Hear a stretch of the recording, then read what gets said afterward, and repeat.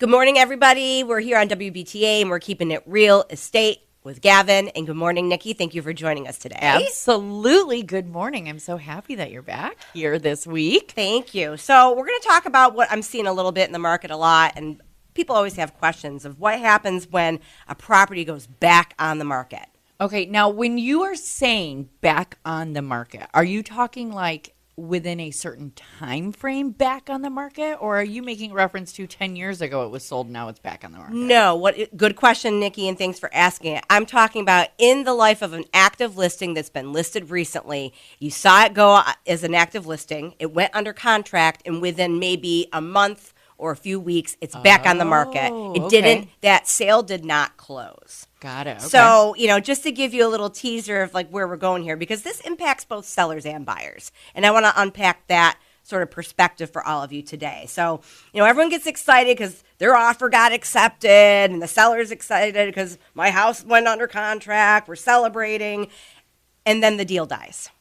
Yes. So the house is then technically back on the market. That's the scenario I'm talking about today. Okay. So what happened? And what should we do next? Now, and we're talking about what should we as both buyer and seller. Yes, okay. I'm going to give both perspectives today. So What we're going to cover is why contracts cancel. All right. What changes the minute a home goes back on the market, because it's a status change in the MLS. And my strategies for both sellers and buyers to win the second time around. Now, real quick, before we jump into all the good details of this, is it considered, I guess, looked at as something bad? And that's what we're going to talk about. Okay. Because a lot of people, the gun. No, you're getting there because that's what people think. And it doesn't necessarily mean that. Okay. So let's talk about what back on the market means in an active listing. It means that the contract between buyers and sellers was canceled and the listing returns to an active status. So a lot of people, I know you all love looking at real estate, of what went on the market. Now it's back on. What happened? Yeah. So it was under contract. It looks like it was going to close, and then it didn't. It went back to an active status. It does not mean automatically that this is a bad house. A lot of people immediately, what's wrong with it? 100%. I would be that girl that's Absolutely sitting behind going, ooh, I want to find out what happened. Why is this house not? And it can stigmatize a listing. Yeah. Let's be real here. A seller's not happy. A buyer's not happy. This isn't a good thing necessarily. But it doesn't automatically mean that it's a bad house. What it often means is that something happened with the buyer's financing. Okay. Maybe it was timing. Things happen in the middle of a transaction. Like, I thought I was leaving the state and I had a new job out of state and I sold my house and it's under contract. Well, now that job fell through and I'm not going anywhere. It could be a really human event that happened. Okay. Or just paperwork. Sometimes people get sloppy. There's a lot. I've talked on this show a lot about it takes a team to close a transaction and something gets missed. Okay. So it doesn't mean that the house has some sort of defect. It could mean that too, and we're going to talk about those things. So, what we need to talk about when we're back on the market are those key timelines to restart a listing again. Now we're back on the market. It happens. No one loves it, but it does happen, and we've been seeing it a lot lately. We need to get back, as from a seller's perspective, we need to get back to showings again. We need to get the house prepped again, and we had an oopsie. We had what I call a false start when we're back on the market. So how do we encourage people to get back in the house for showings again and get more offers going on and inspections going on? A lot of things that happen too, cumulative days on the market may carry into the MLS. And so what I mean by that is a lot of times, like our local MLS rules might vary from MLS rules throughout the country, but sometimes it's going to add to your days on the market. Let's say, for example, you have an active listing that goes active on November 1st. Okay. And we're hoping to close 60 days later. But it took 30 days of due diligence, a home inspection, an appraisal, and whatever may have happened. That's 30 days where the clock is ticking of how many days this has been on the market.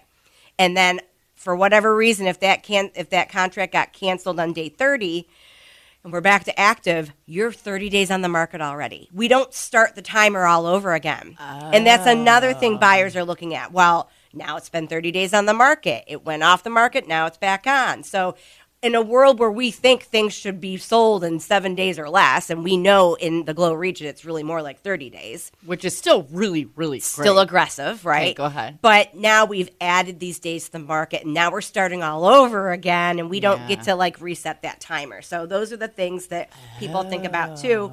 And what it actually means with being back on the market too is typically when an offer has been accepted on a home, you've collected that earnest money deposit from the buyer. So we've got to look at that contract. How and when do we release that? So there's all these things that happen, and the attorneys get involved with that. But let's really talk about the top reasons why a deal does fall through. Okay. Because it doesn't always mean that it's a bad house, as I've mentioned. But let's talk about the top reasons why a deal falls through and what changes next now when we're back on the market. So number one, it's typically financing is an issue. Okay. So it could be that the financing, the buyer was denied that loan, or maybe even rate shock. And what I mean by that is, oh my goodness, I didn't realize that was really going to be my monthly payment. Now, when I'm working with my buyers, I think we've heard me say on this show, I'm a more of a measure twice, cut once type of gal. Yes. Okay. And that's what my clients expect of me. So you should know up front when you're putting an offer in, when you're working with the agent, you have a pre-qual, right? You typically include that financial pre-qualification letter, a pre-approval process to get that offer in. But you haven't yet applied for your mortgage. So maybe during that time, from the time you've had your offer accepted, and now stuff's getting real, and now we're going to actually apply for the mortgage, maybe something has changed with the interest rate. Or maybe you did have a bunch of savings that you were planning on using for a down payment, but now something has changed. Life has changed. Your job has changed. All those things that we tell buyers that once you're under contract, don't move a muscle. Don't open the credit card. Don't change your job. Don't do all these things. And if you didn't listen to us and you did that, your financial outlook is completely different. And it can happen midstream, and now you might be at risk of having that loan not approved. So it could be something that simple that's happened in a matter of weeks. From the time your offer was accepted and you went under contract to now, or you get cold feet. And it does happen, right? Yes. So that's the deal. Like when we're looking at offers that they come into homes on the seller perspective, we're re-verifying the buyer's strength. We're really, as a listing agent, I'm calling the lender on the other side saying, have assets been verified? Is income still straight? Is the pre-qual recent? Because if you're looking at a pre-qual and it's 6 months old, things have changed.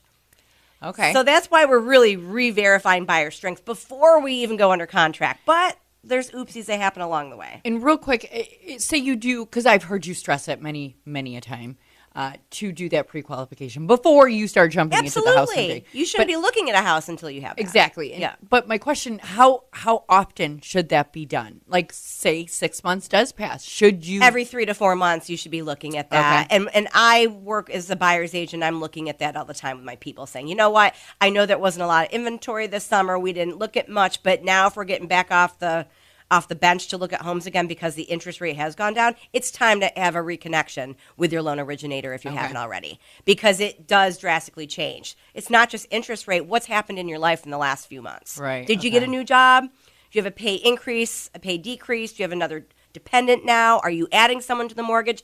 All these things are important. So I find that most times the top reason for deals falling through is financing. Okay.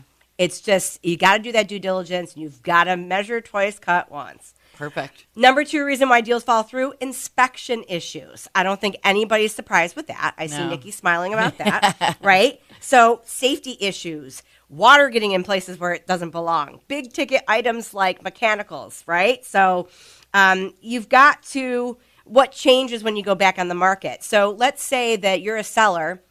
You accepted an offer, you're under contract, and during that time, it's the buyer's due diligence period where they're doing the home inspection, okay? So home inspection is usually the next thing that happens after we go under contract. And it could be, I have never been to a home inspection where there isn't something, there is no perfect home, but what's the magnitude of the issues? Are they big ticket items? Does it need a new furnace? Does it need a new roof? And if buyer and seller can't come to terms with negotiating that, like the seller's like, I'm selling this as is, the buyer still has that contingency of a home inspection to say, well, if you're not going to help repair this and I don't personally have the money to do it, and maybe again, linked to financing, my loan won't get approved unless these things are fixed, I have to break this contract because it's not going to happen. So those are on the big ticket items. So if you had a buyer that walked away post-home inspection because you couldn't come to terms with that, you do need to, as a seller, then disclose those known material defects if they were found. Right. Now, sometimes buyers, not all the time, but sometimes buyers will just see a bunch of little things and they're just uncomfortable, and now they're getting cold feet, and there might not be deal breakers to another buyer, but they are to them. But it does stigmatize, and it can break a deal. Right. And so now the seller's like, that wasn't a big deal. I would have fixed that. You could have asked me for that, but they just got cold feet and they went away. Now the seller's left with an empty bag thinking, now I got to go back on the market. Yeah. But if your seller in that home inspection came through and there were meaningful big ticket items, you need to disclose them, or how about fix them now that they've been identified? Because believe it or not every seller knows about the defects of their home. You would hope so, but they don't. I don't mean to interrupt you, but I do want to ask real quick. If your house goes under contract, are you off the market? Not necessarily, because it hasn't closed yet. Okay. Now, under contract in our MLS, in our area here in the Glow region, means that we are no longer actively marketing the property. Okay. We are not allowing showings, but it hasn't closed yet. We're working through the transaction. So say there was big ticket items, right? Yep. And I needed to get them fixed. And I chose, after that sale had fallen through, to go off the market. You could. Fix what I needed to do, or That's do right. whatever, You and could. then go back on the market. You can. Would that affect that MLS and all that too? You could. So there's a couple different strategies with that. It's a great question, Nici. There's a status that's temporarily off the market. It's a T. Okay. And so you don't see it a lot, but somebody could say, keep the listing going in days on the market. I'm okay with that. Mm-hmm. I'm going to get these repairs done because maybe I can get it done in a week. Okay. And I want people to still come, and I want them to know, hey, these things came up in a home inspection when we are now addressing them. So keep showing it because time is of the essence. Or somebody might say, you know what? Take it off the market for the winter. I'll work on these things, and then we'll reintroduce the listing. And then it would act as a new listing later on. There's a lot of different ways you can do that. Or you can just keep it going. It's back on the market, and you don't really have a status change other than it's active, and you're working to remedy those issues as well. There's a lot of different ways you would do that, and I would recommend a seller work with your agent, ask what's the best path for you. Because it really depends on the severity or the amount of work that might need to be done. And again, some sellers will want to do that and make those repairs, and some sellers will say, I don't care, I'm selling this as is. Right. So then that's obviously then reflected in maybe your sale price. Got it. Nope. Makes Another sense. Conversation. Yep. Number 3 reason why deals fall through, appraisal shortfall. Meaning that the appraisal value came in below the purchase contract price. It happens. So in other words, you said, I'm buying this house for $200,000. You were happy to do that. Buyer and seller agree on that. They execute a contract. The buyer moves forward with their inspection. That's great. Then they move forward and they apply for their loan, and now the appraiser comes out and makes sure that house is worth $200,000 to be able to give the money to the buyer to purchase it. If they get there and they're like, I don't see any comparable properties that get this house at $200,000, I'll appraise it for $180,000. You have a shortfall, what we call an appraisal gap. The purchase price on the contract's $200,000, but the bank is saying it's only worth $180,000.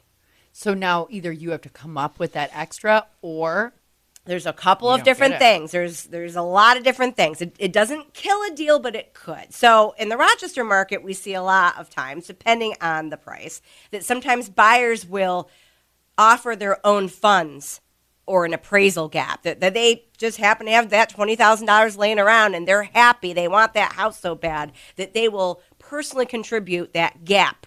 The gap between the appraised value and the purchase value, let's say it's $20,000, and they'll keep the deal going and they write a check for that and we're good to go. Okay. Not a lot of people can do that. Yeah. So the next thing would be you can contest the appraisal. Okay. That's a whole other episode. The listing agent can provide other comparables and maybe work with that appraisal to get that refined. Okay. It could be that the buyer and the seller meet in the middle somewhere. Okay, the seller could say, all right, I was psyched about $200,000, but I really want to sell this house. I'm okay with $180,000. That doesn't happen a lot. Okay, could happen, right? It could be that we have to go back to the loan originator and work numbers differently. Maybe the buyer can put more funds down on a down payment to really create the financing numbers make it work better for the buyer with an appraisal. And again, that's a whole other episode in and of itself. Yeah. But you could go back to the lender and say, okay, instead of a 5% down payment, can we do 20%? And that's going to offset everything and make that appraisal work better. Okay. Right? Because then then that buyer isn't borrowing the whole extent, 95% of the purchase price. Maybe they're only borrowing 80% of it. And that is how that realm can work. So there's a lot of things that can happen, but suffice it to say, the appraisal shortfall is a reason why deals fall through. It didn't appraise, and the buyer and seller can't come to terms of how to mitigate that. And they say, well, if the appraiser said it's only worth this, I'm not paying that. And the deal can get canceled and fall through. Now, out of curiosity, too, when you have an appraiser come, is it like you could get a second opinion and maybe through another bank? You can, and sometimes that happens too. And does that sometimes And they can change their work? financing. It can, but it's that doesn't get turned around on a dime. That might take another couple weeks to get that arranged. Okay. You know, it's all possible, but the seller might start getting antsy, like, hey, I've got other people that want this house. If you can't get it together, got it. Nope. and you makes sense. said you want this and whatever, but your financing isn't working, but I've had other people calling interested, you know, because we're technically under contract, but everyone's kind of looking at it. Has it closed yet? Has it closed yet? It could be that the seller says, hey, I'm not wasting time with you anymore. If we can't get this appraisal issue resolved, I'm going to go back on the market and look at other offers. Totally got it. So that could happen. Another reason that deals fall through is that there might be a title or survey problem. This happens a lot with a property, and you don't really know those things a lot of times until you get knee deep in a transaction, usually in the first 30 days. So what I mean by that, are there any liens on the home? Any encroachments from boundary line issues? So here's the survey, but the neighbor's shed is on my property. And the bank won't move forward until that shed's removed or torn down. Well, no one likes that. So now we're talking about a boundary line agreement. And again, your attorneys will support you and give you the best course of action with that. But missing certificates of occupancy, things like that. So if that's something that broke a deal, now is your opportunity to clear out those title issues, get rid of the liens, get rid of the encroachments, and then relist it and share that you remedied those issues. Yeah. Okay? Because sometimes you just don't know, especially if a home's been in a family a really long time, or the owner's been there a long time. Things happen and people are neighborly, and all of a sudden the fence is on their property. And they didn't care, but when they go to sell it, the new buyer cares.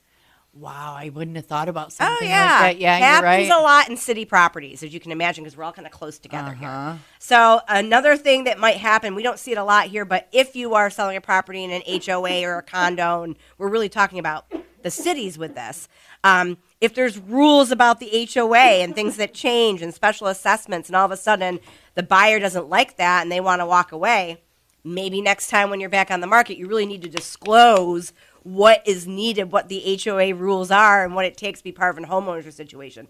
We don't have a lot of that here in the Glow region, but in the cities you would. So you really got to put it in the listing right away, what the HOA rules are and things like that, so people know what they're buying. Another reason that deals can fall apart, insurance or flood zone surprises. Yes. We see that a lot here, certainly in the city of Batavia. Sometimes the flood insurance cost is too high. Now, flood insurance used to be super expensive, and it's come down quite a bit. You can average about $50 to $100 a month for flood insurance. Okay?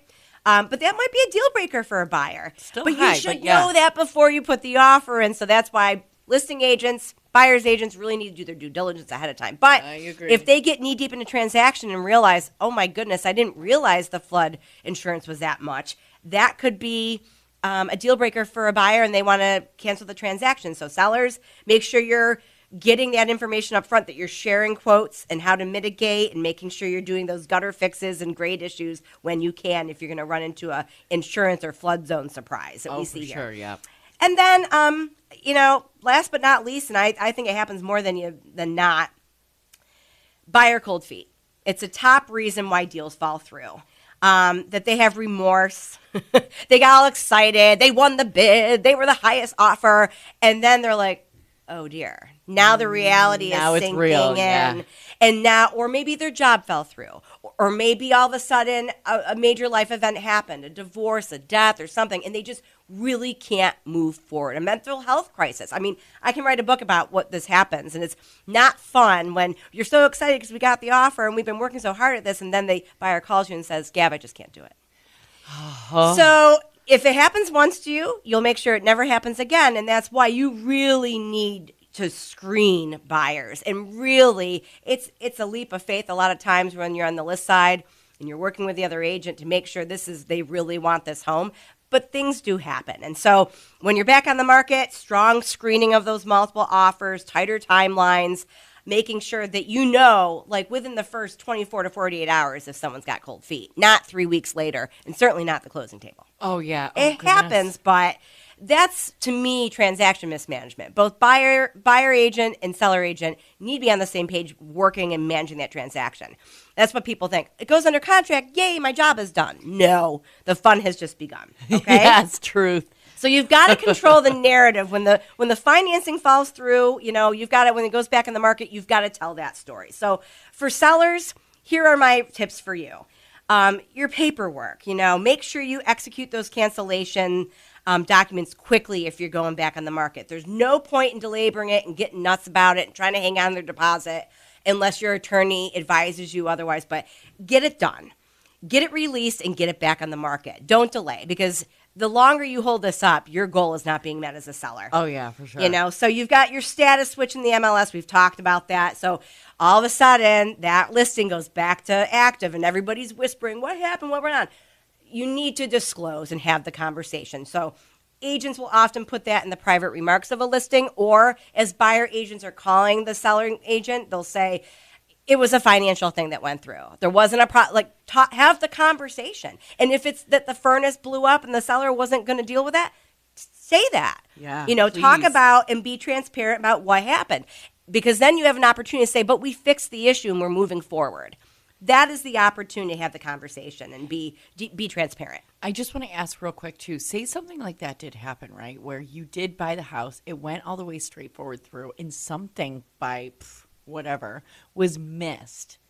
Once all is said and done, it's said and done. It's right? your house. You can't go back to said seller and say, why wasn't this disclosed? Well, you can go back to, if you've got something that you feel that the seller might have known, and good luck proving that, but you would work through your attorney and say, I feel as if that this was something that wasn't disclosed, that there was knowledge of it. You have to provide the evidence. You can sue anyone for anything, right? Doesn't mean that it's going to hold up, but you definitely need legal advice on that. Okay. We don't see it a lot, but it does happen.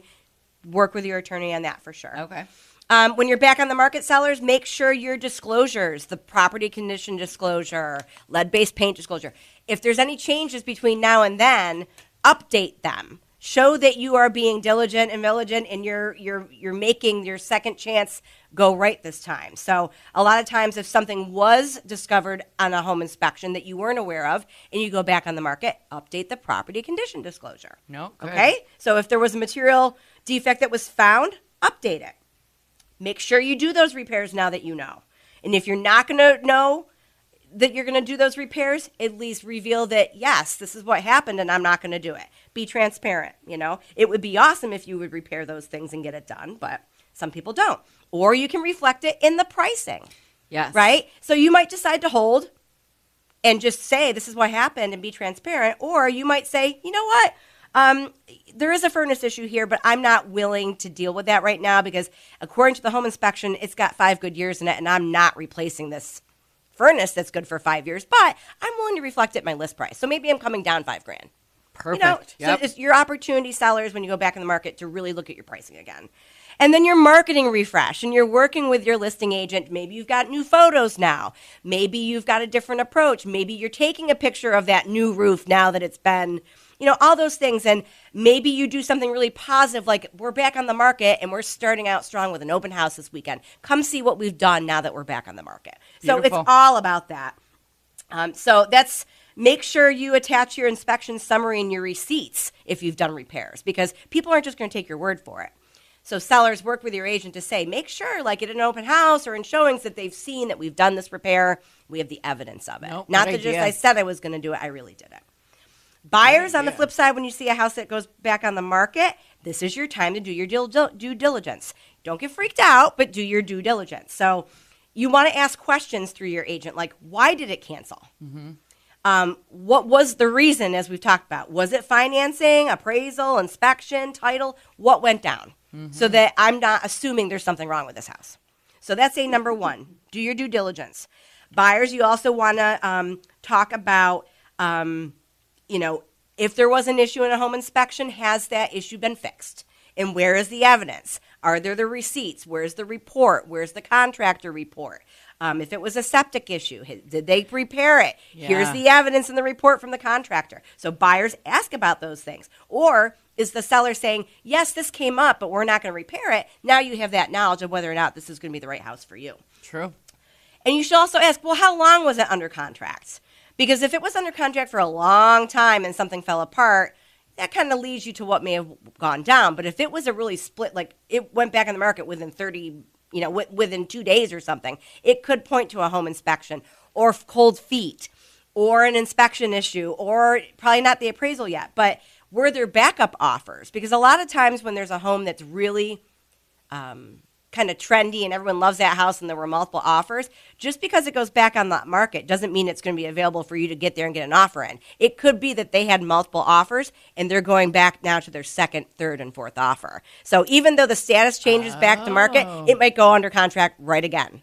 Okay. You know what I mean? Yeah. So don't assume that you've got all the time in the world to get back to that house just because it went back on the market. Have your agent call the listing agent to know what's the reason and were there backup offers submitted. So, and then again, buyers, is there a price change now? Is the seller offering credits on my finances? What are the things going on? What's the difference between the original listing and now that we're back in the market so that buyers know what to do? So, an offer strategy for buyers, because again, you could have backup offers. Make sure you got your pre-qual, make sure you've done that. You've done your due diligence. Don't assume that you've got all the time in the world. So, appraisal shortfalls will happen. Bring the comparables to make sure we can adjust those things. Bottom line, it's a conversation. So when you see a home that goes back on the market, sellers, you have an opportunity to refresh, renew your listing, resolve what went wrong the first time, even if it's really no one's fault. But you've got to reposition and beat the stigma. Buyers, work with your agent to know the real reason why that's back on the market. Maybe this is the house for you. Don't assume that it's a bad house. Absolutely. Well, thank you. Absolutely. Thanks so much, everybody. Absolutely, Miss Gavin. Of course, we'll see you guys. No, I'm kidding. We'll be back next week right here on WBTA's Keeping It Real Estate.